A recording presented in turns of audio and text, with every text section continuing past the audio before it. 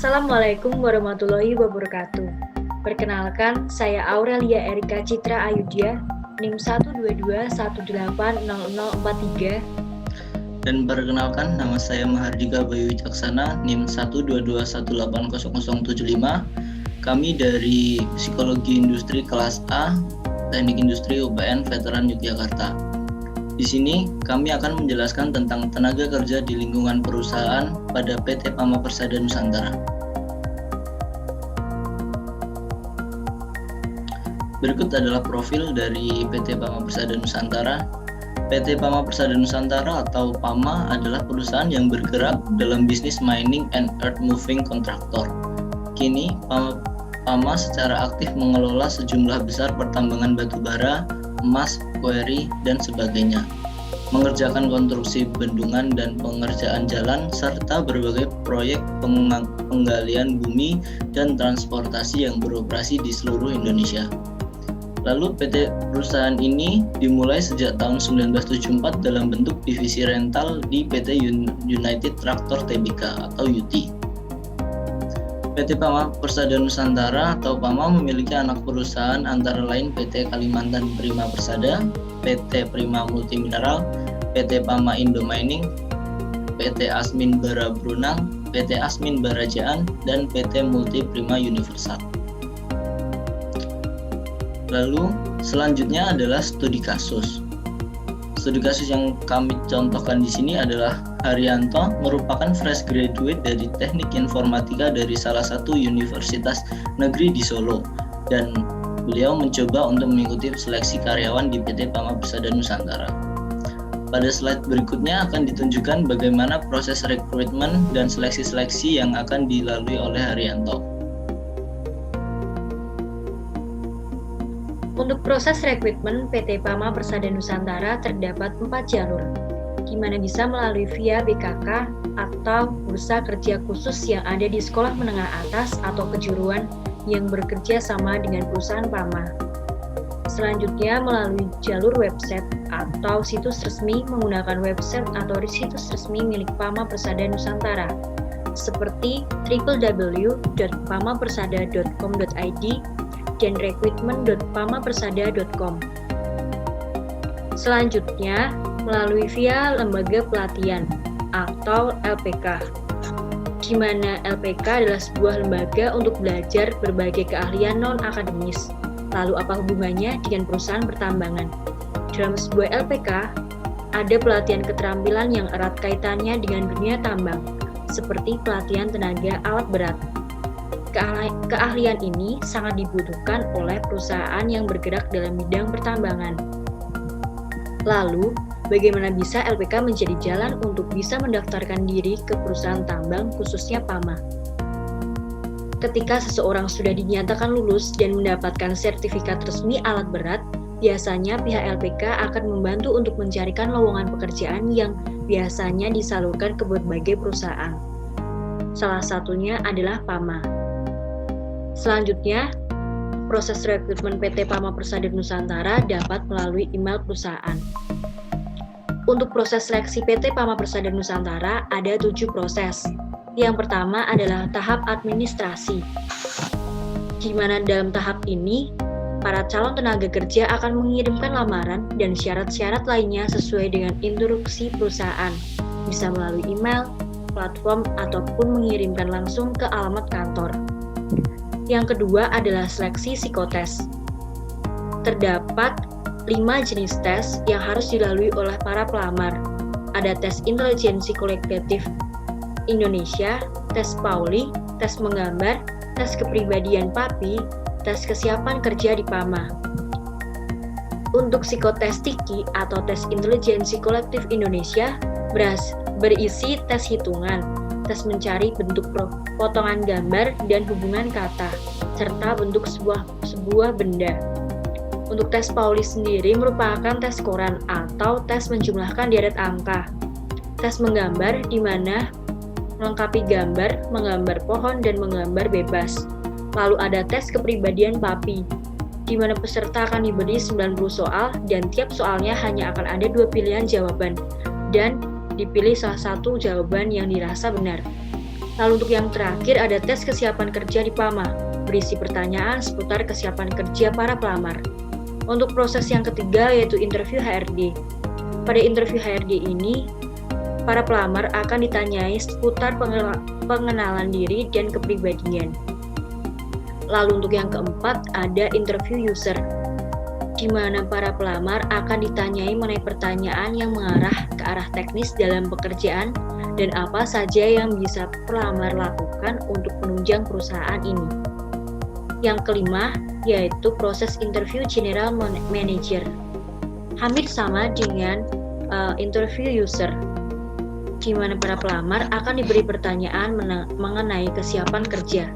Lalu selanjutnya ada interview direktur, dan yang terakhir ada medical check up, di mana para pelamar akan dites kesehatannya seperti tes sampel darah, tes urin, tes fisik, dan juga ronsen.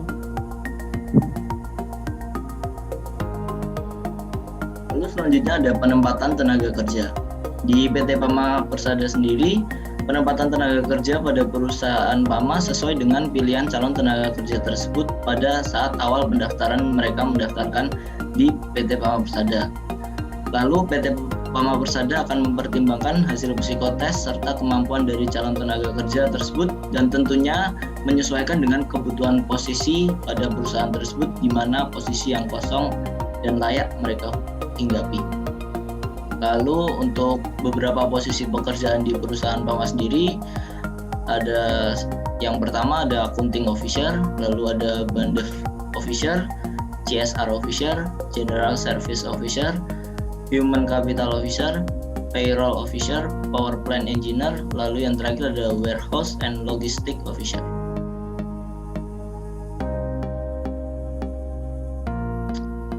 Selanjutnya ada pendidikan minimum bagi tenaga kerja yang akan mendaftarkan sebagai officer atau group leader di departemen yang ada di PAMA Persada. Yang pertama ada Organization Development Officer, minimum tingkat kelulusan yaitu S1 jurusan Teknik Industri, Komunikasi, dan Manajemen. Lalu ada Engineering Group Leader memiliki tingkat minimal kelulusan yaitu S1 jurusan Teknik Geologi, Geodesi, Teknik Tambang, dan Teknik Sipil. Lalu ada Akuntansi memiliki tingkat kelulusan minimum D3 jurusan Akuntansi.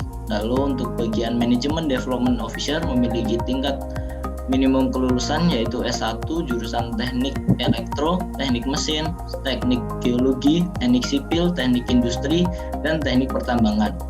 Lalu ada Departemen Recruitment and Selection Officer memiliki tingkat kelulusan minimum S2 jurusan Magister Psikologi Profesi Bidang Industri dan Organisasi. Lalu ada Plant Group Leader memiliki tingkat kelulusan minimum D3 jurusan Teknik Listrik atau Energi Listrik, Teknik Elektro, Teknik Mesin. Lalu ada Human Capital Group Leader memiliki minimum tingkat kelulusan yaitu S1 jurusan Psikologi, Hukum, Teknik Industri, Manajemen Sumber Daya Manusia. Lalu ada Information System Officer memiliki tingkat minimum kelulusan yaitu D3 jurusan Teknik Komputer, Teknik Elektro, Teknik Telekomunikasi, dan Teknik Informatika. Lalu selanjutnya General of Service Group Leader memiliki minimum tingkat kelulusan yaitu D3 jurusan Teknik Listrik atau Energi Listrik, Teknik Elektro, dan Teknik Sipil. Yang terakhir ada Departemen Supply Management Group Leader memiliki tingkat kelulusan minimum D3 jurusan Teknik Listrik atau Energi Listrik, Teknik Elektro, dan Teknik Sipil.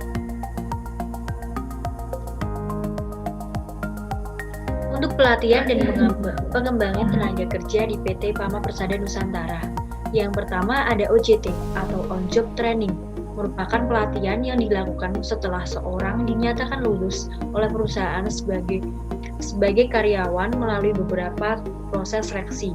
OJT digunakan kepada seorang untuk mengenal dan mengerti bagaimana bidang pekerjaan yang akan dilakukan di masa mendatang. Lalu ada PKWT atau Perjanjian Kerja Waktu Tertentu, merupakan perjanjian yang dilakukan sebagai kontrak awal seseorang terhadap perusahaan dan kemudian akan dipantau kinerjanya. Lalu ada training merupakan pelatihan berkala yang diadakan perusahaan untuk karyawan baru maupun lama untuk mendapatkan syarat agar bisa mengikuti sertifikasi kenaikan kontrak kerja menjadi karyawan tetap atau kenaikan jabatan serta golongan. Lalu ada sertifikasi, yaitu ujian yang diadakan oleh perusahaan guna memperbarui kontrak awal seseorang yang baru masuk perusahaan dan guna menaikkan jabatan atau golongan dari karyawan tetap.